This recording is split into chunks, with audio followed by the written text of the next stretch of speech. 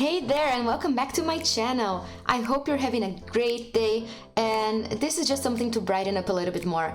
I'm gonna be showing you how to transform your Simply Gilded box into a really cute bookmark. And you're only gonna need two things to do this, which is this little tool to round the corners and a cutter. You could use scissors, anything that works for you. I just use this because it's easier. So we're gonna start placing, the cutter down and opening the box.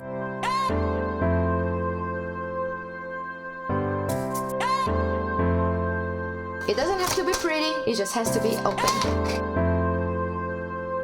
Okay, so here it is, your box. Now let's just pick the part of the box we want to use. I think I'm gonna use like this part, because it's gonna look really nice. And you're gonna come here. We're gonna come here and first of all, make it a straight cut so we have a base to start cutting. I always like to go from the guides of the image that she already has, and then I cut it to make it perfectly the size that I want.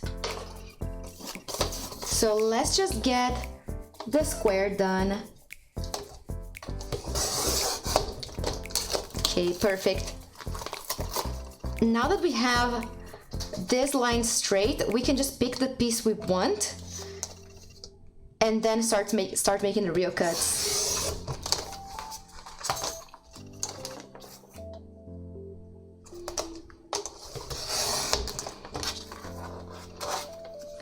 I think that with this I can do two bookmarks. Let's see. I'm not even gonna measure because this is just something for me. Oh, here, let's see. Perfect. So they don't have to be perfectly the same size. But here, I'm gonna have two bookmarks, which is really cool. Oh, this one is a little damaged in the back, but you know what? I can just laminate and no one's gonna know. Let's put this away. And now what I really like to do when I'm doing something like this, is get the corners round. I don't know, I just feel like it makes it a little bit more special. And let's see.